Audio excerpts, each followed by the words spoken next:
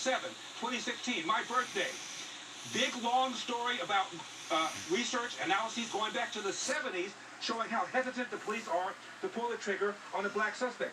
One study found the police were three times more less likely to pull the trigger on a black suspect than a white suspect. Bottom line, if these researchers, if these protesters had been black, the likelihood is it would have been worse because the police would have been more reluctant, more hesitant to use force against black people than white people, as evidenced by studies going back to the 70s. So Joy Reid is full of it. It perpetuates that notion that the police are out to get blacks just because they're blacks. It is a lie, a flat-out lie.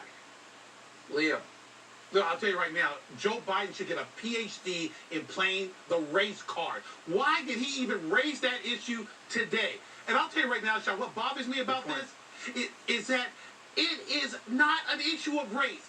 Let me tell you right now, Black Lives Matter would have gotten preferential treatment. Larry's right. Let me tell you why. Because Black Lives Matter, if you look at the summer of last summer, police officers were not allowed to arrest every one of those Democratic cities. They didn't prosecute Black Lives Matter.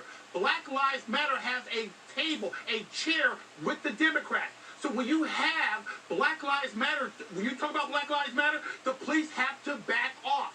Black Lives Matter is so powerful, they own L.A. County District Attorney. So I'm telling you right now, the Joe Biden race card, the Joy Reid race card, is to placate Black Lives Matter. Black Lives Matter is a political force within the Democratic Party, and they would not only own the Capitol, they would be sitting in the White House right now if they were black. You know, Larry, if you look at it this way, there's the group Black Lives Matter. We played the tape often. What do we want? Dead cops. When do we want them now? Pigs in a blanket frying like bacon. After the George Floyd incident, a lot of people use the term, they're not affiliated with Black Lives Matter, the group. But that's not what many people are saying about Black Lives Matter. They support the group. Right. And they support the group based upon this false premise, false notion, false narrative that the police are killing black people just because they're black. And as I said just now, if anything, the narrative is the opposite. The truth is the opposite. So it's hurting people. It's not helping people. 7,000 black homicide victims last year.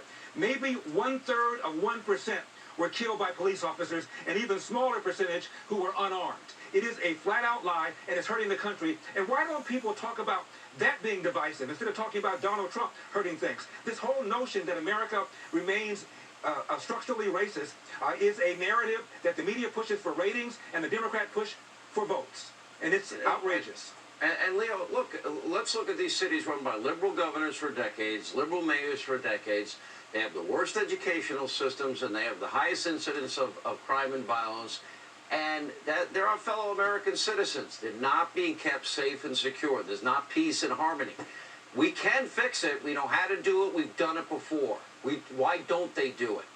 Oh, it's because they want to keep the minority communities depressed. They want them owned by the government. They want them dependent on government. Black Lives Matter does not care about black-on-black crime. Black Lives Matter does not care if a police officer gets killed who happens to be black. David Dorn. Black Lives Matter only cares for the hyperbole of getting media attention when there's that occasional white officer involved with a black victim.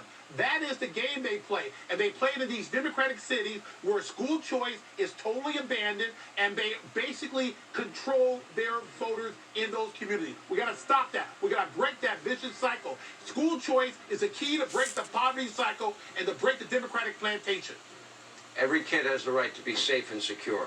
Any city, wherever they live, they have a right to a good education. Government's not getting that right. And we have this belief that government can do all these other things. Good luck with that. All right, thank you both. When we come